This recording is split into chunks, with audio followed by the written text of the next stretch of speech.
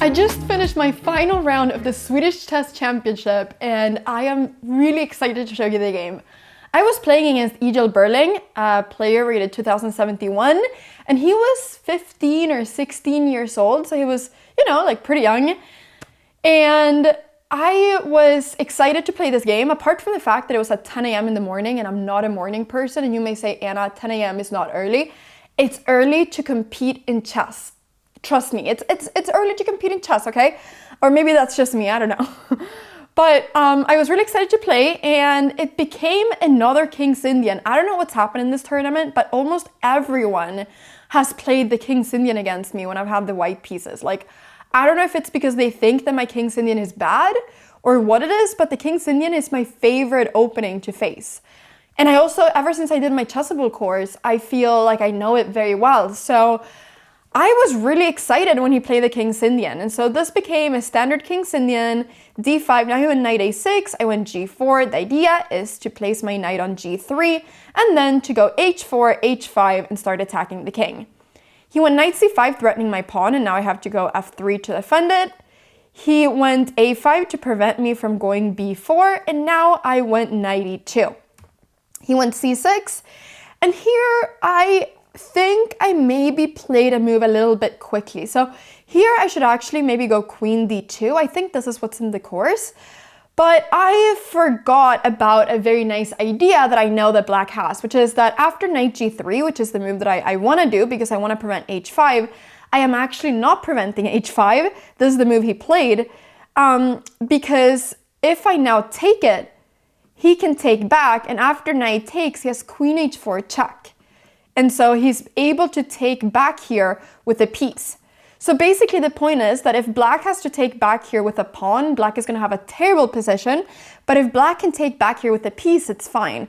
And so I knew this, so I didn't really necessarily want to allow that. So I ended up going for this really interesting move, h4. And like I said, I think this is in the course. However, it's with the move queen d2 first. But I'm not exactly sure, but I've seen this idea of h4 before, like I'm quite sure.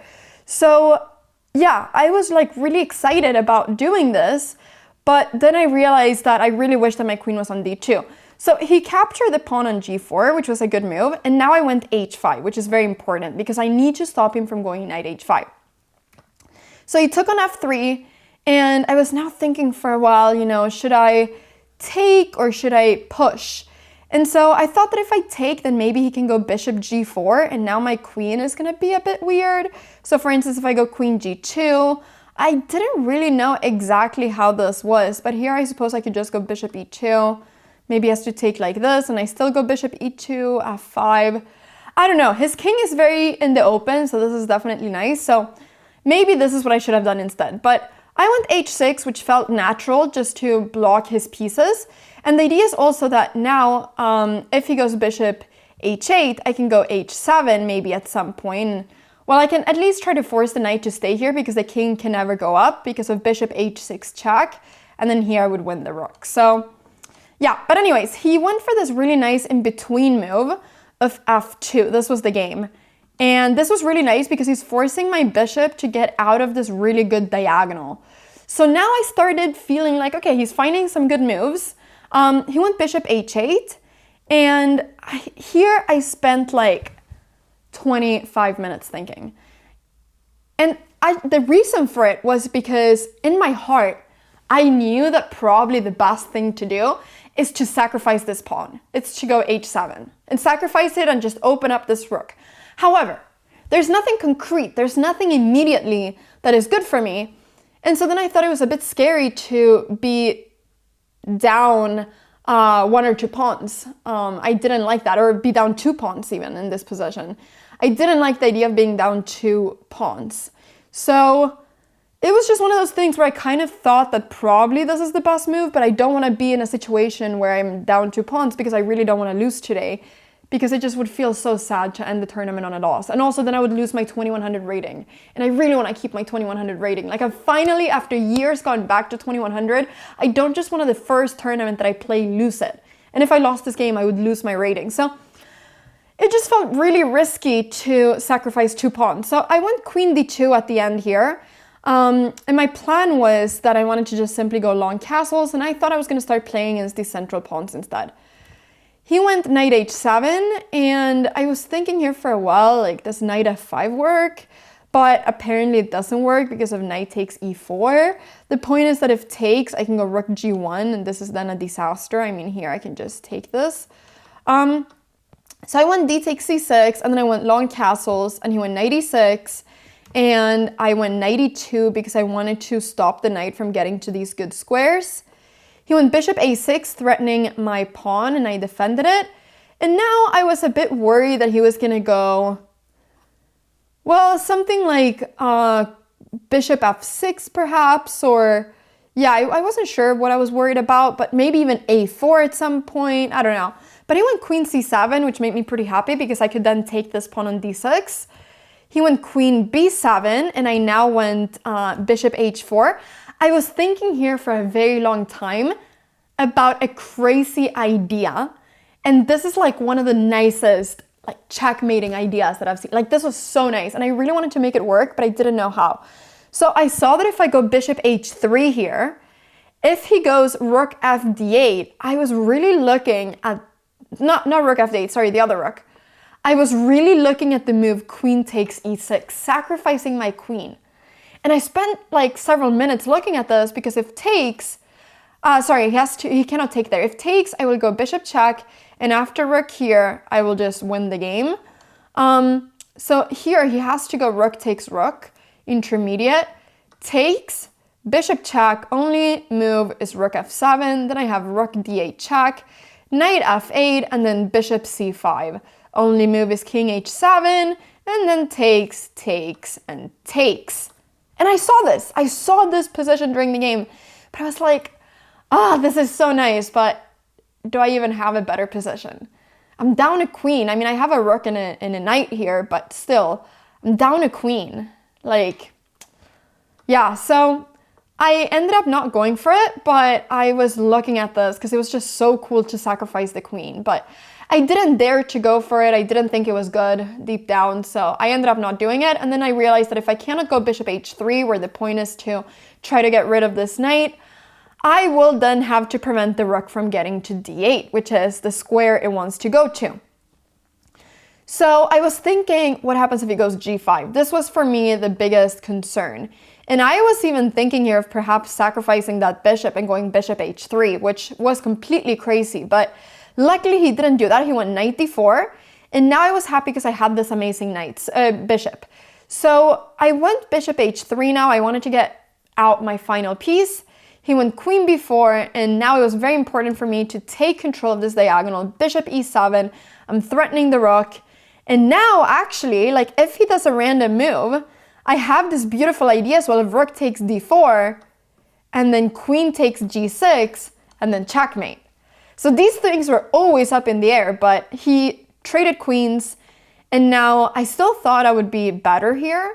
We traded a bunch of pieces, and then I went knight c3 to defend this pawn. And here I thought I was just better. Like, this pawn is super weak. He had to defend it. I went rook f1. And all these moves were like the best moves. Like, I was playing really well here. And then in this position, I should have played more slowly. Like, I should have just gone my king up and then gone for this plan of knight a4. But I kind of thought I didn't have time for it because I thought he could go king h7 and then try to win this pawn, which he doesn't really necessarily have time for because he can never take that pawn because I have check. But anyways, this is the stuff that I was thinking about. So I thought that I could do a nicer move, which was to go knight a4 now, with the idea being that I thought that after knight takes pawn, I can go h7 check. And for some reason, I didn't think that he could just take it. Like, I thought he would have to go king f8. He cannot go here because then I will go bishop takes e5. So I thought he had to go there, and then I saw knight b6, rook a7, and like, look at how bad his pieces are. Like, I can even go bishop b8, I thought. And then c5, and all his pieces are stuck. Like, this is incredible. However, I missed that he can take on h7 because I thought, oh, I just go rook takes f7 and it's amazing. But it's not as amazing as I thought. And here he went king h6. I only had 3 minutes left. I went bishop b6, which is the best move. He played bishop f6. And I went bishop g4 here because I wanted to start attacking this bishop. But I think here maybe I should just have gone king c2 again. But yeah, it wasn't like super easy. It looks like I'm just winning because my pieces are so active, but I'm also pawn down. And yeah, so I went bishop g4. He went bishop here. And here actually I ended up repeating moves and it ended up becoming a draw because I didn't see how I was going to win this. What I saw was that I'm a pawn down. To begin with, I also only had 30 seconds left, but I was going to get more time in a bit, but yeah. And what I saw was just this king getting very active and this g-pawn just being very strong. And I knew I was probably objectively better, but I didn't really want to play that position. So I decided to go here for the draw. It would also ensure that I stayed with my 2100 rating. I've now ended up... Have I ended up winning or losing? I think I've done a performance of 2107 and my rating is 2106. So I've completely performed the way I should. So I think I'm gonna either like not win or lose any rating, or I'll lose 1 point or win 1 point. I don't know. But basically, I'm gonna end up the tournament with as much rating as I have now.